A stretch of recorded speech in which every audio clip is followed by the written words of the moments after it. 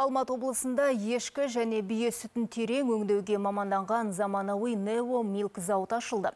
Қарасай ауданындағы Жібек жол ауылында орналасқан өндіріс орны 4,5 миллиард теңгеге салыныпты. Кәсіпорында балаларға арналған құрғақ сүттен бастап саумалды капсула түріндегі өнімдерді шығару жолға қойылған.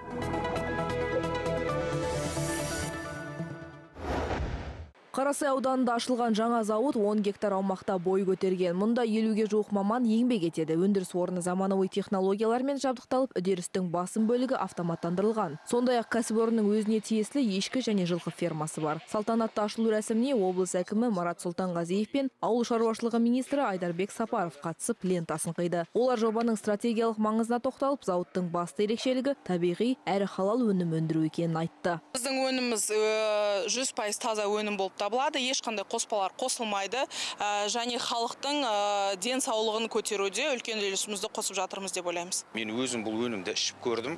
Мен ғана емес, анам, менің туыстарым да, бауырларым да ішіп көргеннен кейін мен көзім жетті. Бұл расында табиғи өнім екеніне. Бұл нағыз саумал. Жаңа өндіріс ошағы Германиядан әкелінген заманауи қондырғылармен жабдықталған. Солардың ішінде ерекше мән беріліп отырғаны сублимациялық кептіру әдісі. Бұл технология сүттің табиғи дәмі мен құнарын сақтап, шипалы қасиетін ұзақ уақыт жоғалтпауына жол ашады екен. Қазірдің өзінде кәсіпорын капсула түріндегі саумал, goat milk капсулалар, шұбат, құрғақ ешкі сүті сияқты үлкендер мен балаларға арналған 4 түсті өнімін ұсынуда. Ешкі сүтін қабылдаймыз, ол фильтрдан өтіп, салқындатылып, пастеризацияланады, ішіндегі барлық микробтары өлтіріліп, сосын жинайтын танкымызға сүт келеді. Сол жинайтын танктан біз испарение процесі дейді ғой, яғни ішіндегі ылғалын бәрін кептіріп, құрғақ сүт аламыз.